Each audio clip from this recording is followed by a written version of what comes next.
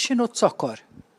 Mela, meta ngħidu li għandna t-zokkor jew l-imbagħtu mill-kundizzjoni tat-zokkor, qegħdin nirreferu għal marda li jisimha type 1 jew type 2 diabetes mellitus, il-kelma teknika tagħha, bażikament id-diabete. Il-konsulent tas-saħħa Sasha Reif qal lil TVM News li żewġ tipi ta' diabete huma kkawżati minn żewġ mekkaniżmi differenti, imma l-effett tagħhom it-tnejn huwa li jekk ma jiġix trattat kif suppost, fil-ġisem ikun hemm livelli iżjed għolja mis-soltu ta' zokkor fid-demm u li biżmien jikkawża problemi fis-saħħa bħal dawk fiċ-ċirkolazzjoni, n-nervituri u l-kliwi.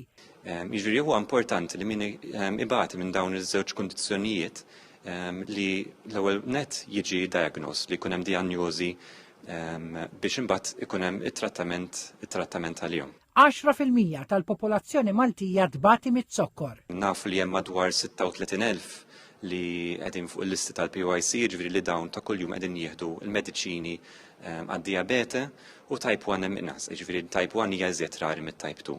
Imma għandna kważi 2,000 persuni f'Malta li jbatu wkoll mit-tip wieħed tad-diabete. Dr. Reif jgħid li bħal f'kull kundizzjoni oħra li stil ta' ħajja u x'nieklu jilgħab parti importanti biex nitbedu mill-mart, li noqogħdu attenti mill-piżejjed, dieta bilanċjata b'affarijiet naturali u mhux ikel proċessat. L-eżerċizzju huwa wieħed mill-iżjed modi effettivi li wieħed jista' jew jippreveni t-zokkor kompletament, jew idewwem it-tul sakemm joħroġ id-diabete u anke min diġà jbati mit-zokkor. L-eżerċizzju huwa tajjeb biex jgħinhom jikkontrollaw aħjar il-livelli tat-zokkor tagħhom fid-demm. Intant il-Ministru tas-Saħħa u l-Anzjanità Attiva ġew Etienne Bela ħabbar li qed ikompli jiġi estis is-servizz tal-monitoraġġ tad-diabete. Il-Ministru Abela qal li dan se jsir biex is-servizz ikompli jilħaq iktar persuni li għandhom id-diabete tip 1.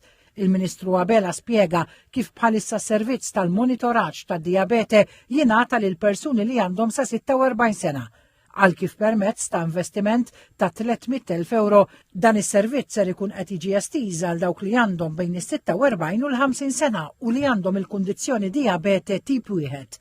Huwa mistenni li madwar 160 persuna oħra se jibbenefikaw għall-ewwel darba minn dan is-servizz biex bekk issemma madwar 950 persuna jibbenefikaw mill-Continuous Blood Glucose Monitor.